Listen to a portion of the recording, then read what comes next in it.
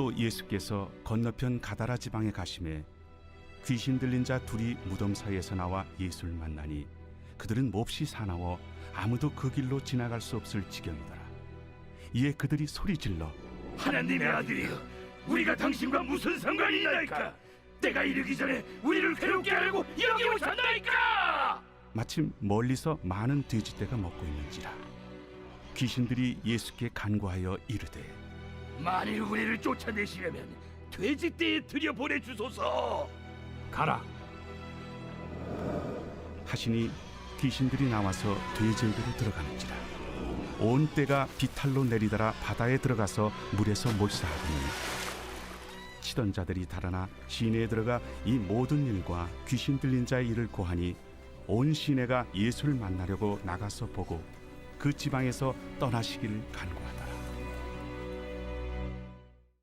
오늘도 월요일 새벽부터 나오신 여러분들을 진심으로 환영하고 온라인으로 함께 하시는 분들도 주님의 이름으로 환영합니다. 오늘 말씀은 지난주에서 계속 마태복음의 내용을 나누고 있습니다.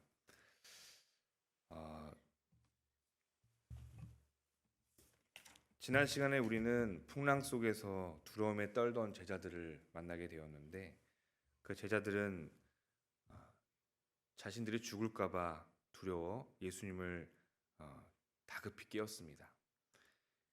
예수님은 오히려 제자들을 꾸짖으시고 풍랑을 잔잔케 하셨어요. 제자들은 그 모습을 보고 이 사람은 과연 누구인가? 어떻게 이 자연을 잔잔하게 할 수 있는가? 통제할 수 있는가? 하며 예수님의 권위에 놀라게 됩니다.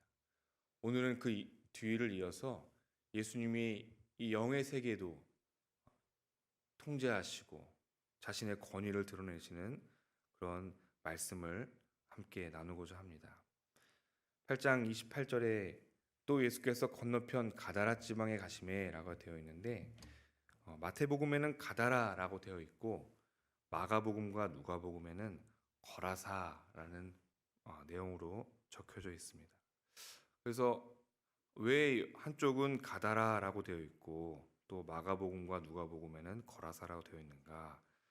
두 지역 모두 요단강 동편과 북쪽으로 수리아까지 이어지는 데가볼리라는 지역에 속한 도시였습니다.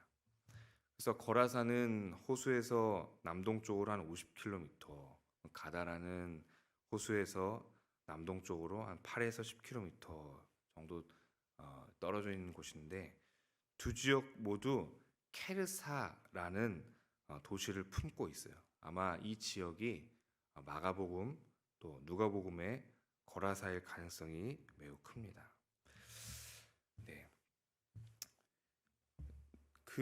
이 귀신 들린 두 사람이 무덤에서 이제 나오게 되는데 지난번에 제가 기억이 나실지 모르겠지만 한번 유대인들의 무덤에 대해서 제가 한번 설명을 해드렸어요. 이 귀신 들린 자들은 사람들로부터 멀리 떨어져서 살아야 되기 때문에 이 유대인들의 무덤에서 살았습니다. 지난번에도 말씀드렸지만 무덤이 동굴로 되어져 있는데 앞에 큰 공터가 좀 요만한 공터가 하나 있어요. 그 넓은 공터에서 귀신 들린 자들 또는 나병 환자들이 그 동굴에서 살았습니다. 귀신 들린 자들이 예수님께 소리 지릅니다. 28절에 보니까 29절이죠. 29절에 보니까 이에 그들이 소리 질러 이르되 하나님의 아들이여 우리가 당신과 무슨 상관이 있나이까? 이렇게 소리를 지릅니다. 귀신들이 예수님께 소리 질렀던 이유는 무엇일까? 귀신들은 예수님이 하나님의 아들이라는 사실을 알고 있었습니다. 그리고 예수님이 자신들을 통제하고 자신들에게 자신들을 괴롭힐 만한 그런 권위를 가지신 분이라는 사실도 인지하고 있었습니다. 즉, 이 귀신들은 하나님께서 자신들을 심판하는 그것을 알고 있었어요. 예수님이 하나님의 아들이라는 사실을 알고 있었다는 거죠. 예수님이 다가오자 자신들의 그런 즐거움, 인간들을 괴롭히고 인간들 안에서 살아가는 그 모든 것들이 끝나는 것을 알게 되었다라는 사실입니다. 그런데 재밌는 일이 벌어집니다. 그들이 예수님께 이렇게 얘기를 합니다. 귀신들이 31절에 귀신들이 예수께 간과하여 이르되 만일 우리를 쫓아내시려면 돼지떼에 들여 보내주소서라고 부탁을 하고 있어요. 귀신들이 예수님께 왜 돼지떼에 들어가기를 요구했을까? 귀신들은 마태복음 12장 43절에서 45절에 나와 있는 것처럼 일단 추방당하면 들어갈 집이 필요합니다. 그들이 살아가야 될 집이 필요한 거예요. 또 마침 돼지는 당시 유대인들에게 부정한 동물이었어요. 귀신들이 돼지떼 안에 들어간다라는 것은 너무나도 적절한 상황이죠. 귀신들이 부정한 돼지에 들어간다. 그 결과 어떻게 됐습니까? 예수님께서 허락하시고 귀신들이 돼지떼에 들어가 몰살 당하게 됩니다. 이 귀신 들림의 기본적인 목적이 있는데 이 귀신들은 동물이든 또 사람이든 괴롭히는 것에 목적이 있어요. 오늘 말씀에 보면 28절에 그들은 몹시 사나워 아무도 그 길로 지나갈 수 없다라고 되어 있어요.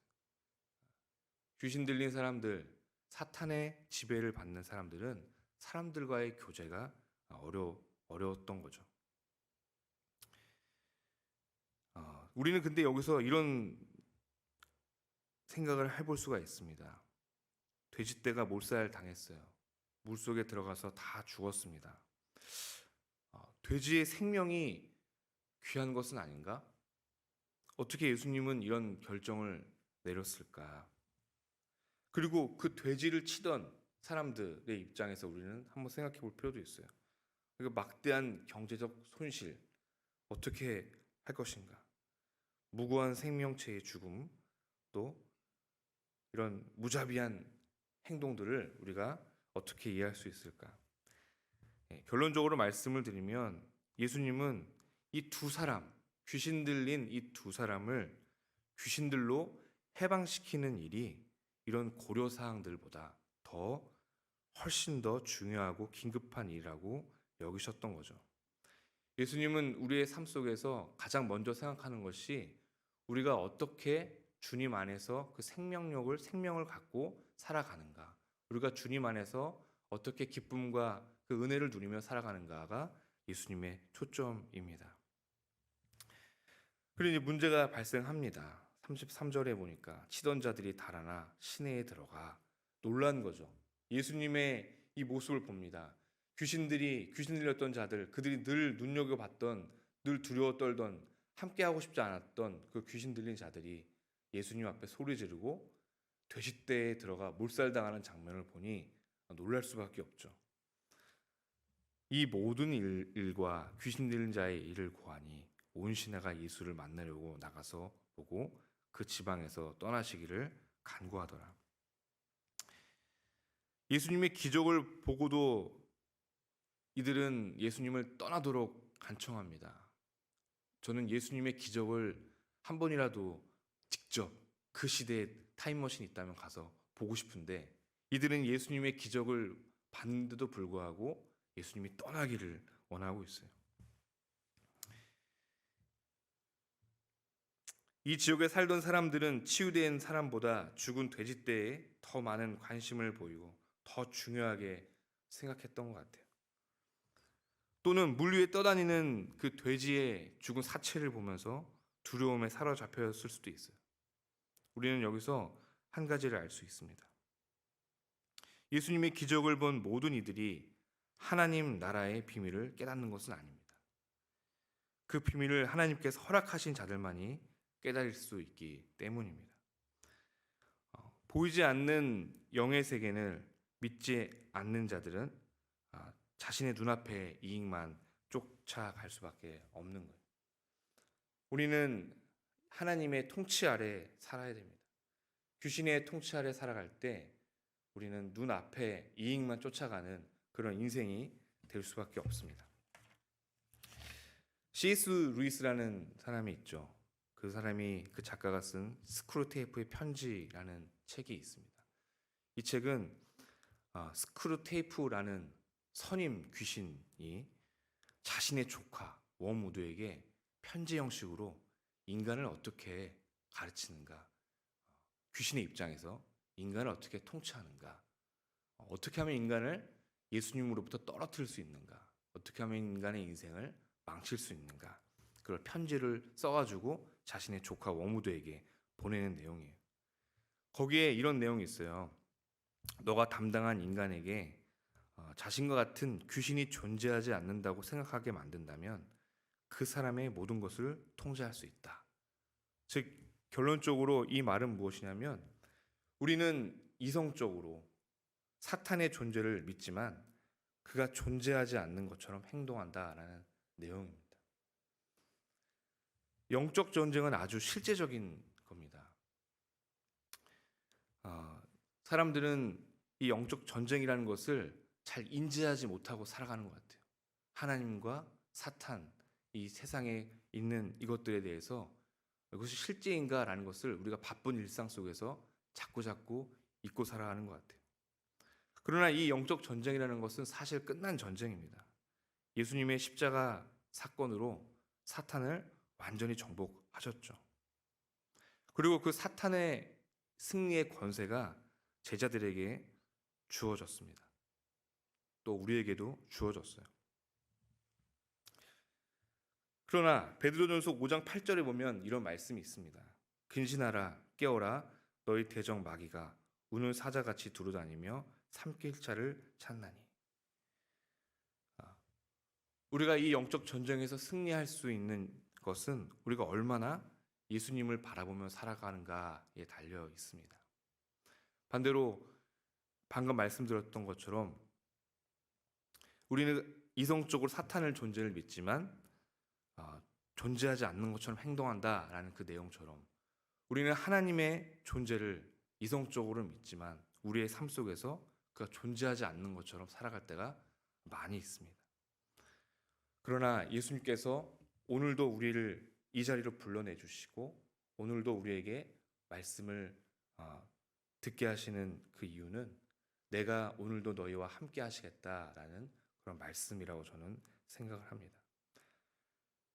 그 그리스도의 놀라우신 십자가 능력으로 인해서 우리가 영적 전쟁에서 승리했다는 사실을 오늘도 우리가 알고 깨닫고 믿고 나가야 됩니다. 근신하라 깨어라 너희 대적 마귀가 우는 사자같이 두루다니며 삼킬 자를 찾나니.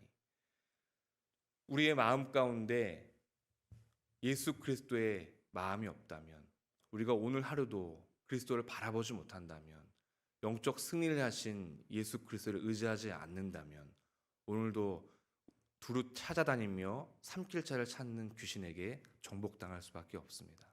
오늘 하루 여러분들 기도하시면서 살아가시면서 온전히 예수 그리스도를 붙잡는 하루 되시기를 주님 이름으로 간절히 축원합니다. 기도하겠습니다. 하나님 감사합니다. 오늘도 이 자리에 나와서 함께 말씀을 나눈 주님의 자녀들을 축복하시고 영적 전쟁에서 승리하신 주님 한 분만을 바라보기를 원합니다. 두루다니며 삼킬 자를 찾는 마귀에게 승리하신 주님, 온전히 주님을 바라보는 오늘 하루 될 수 있도록 축복과 은혜를 베풀어 주시옵소서. 예수님의 이름으로 기도했습니다.